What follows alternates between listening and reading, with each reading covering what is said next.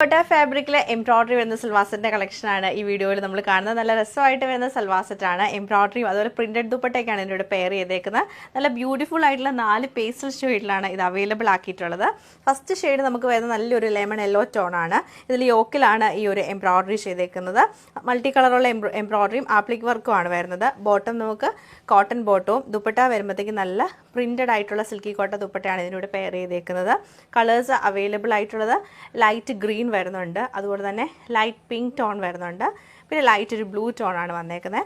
അപ്പോൾ ഈ 4 സൽവാസിൻ്റെയും കളക്ഷൻ നമുക്ക് ഡീറ്റെയിൽ ആയിട്ട് കണ്ടുനോക്കാം. ഇത് നമുക്ക് നല്ലൊരു ലൈറ്റ് യെല്ലോ ടോണിലാണ് വരുന്നത്. എൻ്റെ യോക്കിലേക്ക് സെപ്പറേറ്റ് കോട്ടൺ ഫാബ്രിക് കൊടുത്തിട്ട് അതിൽ ആപ്ലിക് വർക്കും എംബ്രോയിഡറിയും ചെയ്താണ് ഹൈലൈറ്റ് ചെയ്തേക്കുന്നത്.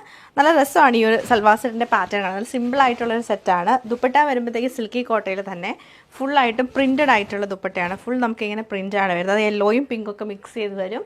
ബോട്ടം വരുമ്പോൾ പ്ലെയിൻ ആയിട്ടുള്ള കോട്ടൺ ബോട്ടം ആണ് പെയർ ചെയ്തേക്കുന്നത്. നമുക്ക് സെയിം പാറ്റേൺ കോട്ടയിൽ ലൈറ്റ് ഒരു ബ്ലൂ ടോണിലാണ് വരുന്നത്. ദുപ്പട്ട നമുക്ക് കുറച്ചും കൂടെ ഒരു ഡാർക്കർ ബ്ലൂ ടോണിൽ വരും. പ്ലെയിൻ ബോട്ടം ആണ് ഇതിൻ്റെ കൂടെ പെയർ ചെയ്തേക്കുന്നത്. സെയിം പാറ്റേൺ തന്നെയാണ് ഇതിലും വന്നേക്കുന്നത്. ലൈറ്റ് ഒരു പിങ്ക് ടോണിലാണ് ഈ സൽവാർ സെറ്റ് വരുന്നത്. ഇത് നമുക്ക് നല്ലൊരു ലൈറ്റ് ഗ്രീൻ ടോണിലാണ് വന്നേക്കുന്നത്.